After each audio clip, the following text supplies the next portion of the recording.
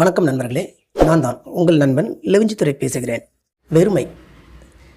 இந்த நாளில் வெறுமை குறித்து நாம் பார்க்க போகிறோம். சில நேரங்களில் வாழ்க்கை முழுக்க வெறுமையாக தோன்றும். சுற்றிலும் மக்கள் இருந்தாலும் உள்ளுக்குள்ளே யாருமே இல்லாத உணர்வு நமக்கு வரும். கையில் கனவுகள் அநேகம் இருக்கும், ஆனால் மனதில் நம்பிக்கை இருக்காது.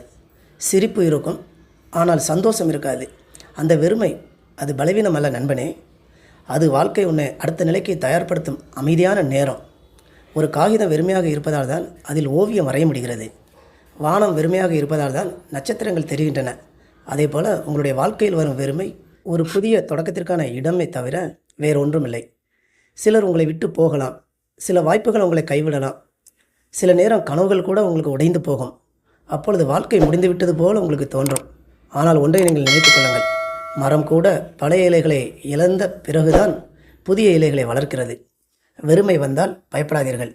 அது உங்களை காலியாக்க வரவில்லை, உங்களை புதிதாக உருவாக்க வருகிறது என்பதை புரிந்து கொள்ளுங்கள். இன்று உங்களிடம் எதுவுமே இல்லாமல் இருக்கலாம், ஆனால் உங்களுக்குள் இன்னும் மூச்சு இருக்கிறதே, அதுவே பெரிய நம்பிக்கை. வெறுமையான கைகள் ஒரு நாள் வெற்றியை பிடிக்கலாம், வெறுமையான மனம் ஒரு நாள் உலகத்தை வெல்லலாம். ஆகவே தனிமையை சக்தியாக மாற்றுங்கள், அமைதியை ஆயுதமாக மாற்றுங்கள், வெறுமையை வெற்றியின் தொடக்கமாக மாற்றுங்கள்.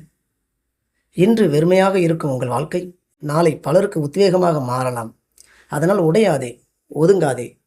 வெறுமைக்கு பிறகு வரும் நிறைவு மிகவும் அழகானது என்பதை புரிந்து கொண்டவர்களாக மீண்டும் உங்களுடைய வாழ்க்கையை துவங்குங்கள். இந்த நாளிலே நீங்கள் துவங்குங்கள். இந்த நாளிலே நீங்கள் எழுச்சியோட எழும்புங்கள். இந்த நாளிலே நீங்கள் வெற்றியை நோக்கி பயணிங்கள். இந்த நாளிலே நீங்கள் உங்களுக்காக திறந்திருக்கிற வாசல் கதவுகளை பாருங்கள். அதிலே நீங்கள் பயணம் கொள்ள முயலுங்கள்.